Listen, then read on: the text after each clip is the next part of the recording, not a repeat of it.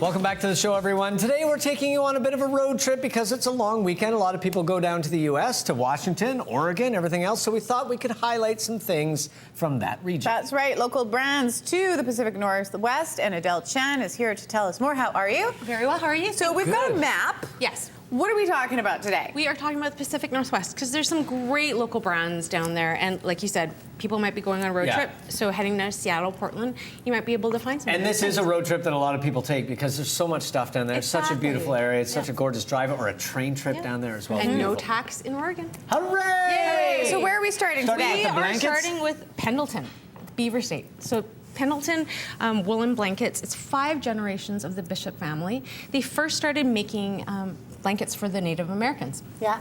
So take it to today. They actually, the Native Americans used to give them their art, and now they just consult with them, and everything is inspired by the Native Americans. Really cool. 5 generations. 5 generations, and everything is just, it's beautifully woven. And they're not just beautiful, mill. they're so soft and so well made. And every little pattern is a little bit different, so which is quite nice. A little unique. Nice and unique. Exactly. In Vancouver, you can get it at Granville Island at Make. Oh, great. Excellent. And what's next? So Will bags. These are amazing leather goods. They're from Eugene, Washington. Yeah, I'm I gonna have to hold this one up because Yeah. it's so beautiful. So in 2009, Will Adler of Will Leather Goods decided that he wanted to make leather goods because he couldn't find anything he really liked. He wanted to combine vintage look with really great design bags that were well made. And he wanted to also find something inspiring. So if you look, he has actually recycled coffee bags, and everything looks and is designed so well. Yeah, really cool. Really pretty. Love it.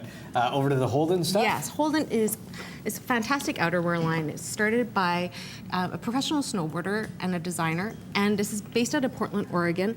And they first started with outerwear because they were actually given Are the outerwear. jackets over here? Yes, they were given outerwear by their sponsors, and they didn't really love the fit or the design of them, and everything seemed machine made. So they were making customizations to what they had.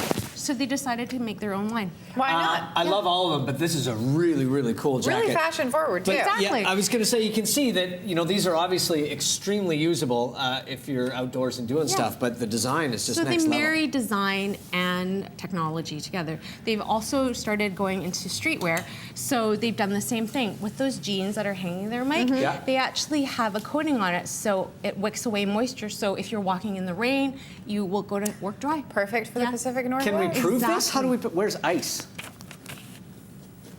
So which is perfect for the Pacific Northwest. When you rub You don't really think things out here. Here we go. when you rub ice on your butt, Michael, it won't seep through. Don't worry. But look how it just wicks away. See, you make fun of me, but sometimes ice drips on my bum. There is a science experiment There is, happening in every bit of the segment. Now let's move on to over here. Yeah, who's a wicker? I'm a wicker. So we're going into more food. This is an amazing cookbook by Vitaly Paley, and he owns a beautiful restaurant in Portland, Oregon. He is actually a James Beard Award winner. So he married organic local produce with really soulful food. It's in the the Northwest region of Portland. And we are spoiled, our food scene here, but Portland has some amazing, obviously everybody talks about the food trucks, everything else, but the restaurant scene down there is amazing. unbelievable. And he won Iron Chef America last year. Oh, that's why his name sounds familiar. Exactly. He also made these amazing fruit and nut bars. In 2006, he just decided to create a accompaniment to cheese that he was offering to his clients, and these are these bars. Are these the cheeses as well, or no? These are cheeses that are actually found in his restaurant, but this is the fruit and nut bar. These cheeses are from Seattle, Washington, from Beecher's. You're going cross-state. You are? I am. Okay, so Beecher's, what have we got here? Beecher's, I don't know if you're familiar with Pike Street. Yep. So in that great market, so there was a man named Kurt Beecher Damier, and he is already in the food scene. He saw there was a local tenant that went out of business, so he decided that he wanted that space, and he announced to his office he's making cheese. Very nice. That was it. I've tried all of Son these. of a Beecher. Yes. Delicious. Aren't they? And there's no preservatives in the sense. There's everything is natural. Everything is organic. He found the best cows that didn't have pesticides in their fields where they were grazing. And it really makes a difference. Exactly. Everything And it shines. goes well with the Paley's fruit Exactly. nut. And what have we got? We've got olive oil and ice cream. Yes, so there's a little bit of story with this olive oil. It is from Red Ridge Farms in Oregon, and this is their 3rd year producing olive oil.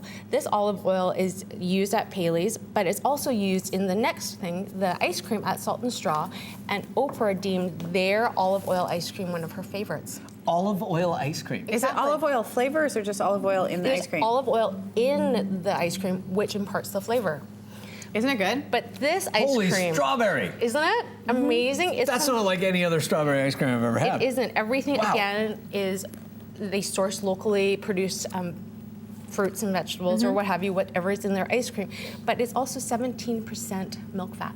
Is that high? That is Oh, high. yeah. And it's nothing like And you that's can find in Canada. good. Yeah. That's the That's the coating flavor. and Yes. the fat and all the Okay, and what delicious have we got in the end here? This is Soder Vineyards, which is the most amazing vineyard. They have 250 acres in the Yamhill district, and 30 acres are dedicated to Pinot Noir, and 2 acres to Chardonnay, and the rest is grazing land for sheep. Really? Oh, nice. Yeah. That's cool. That's cool. It's sustainable, it's organic, there's no pesticides used in any other wine. They're best known for their Pinot Noir as well as their Chardonnay that makes sparkling wines.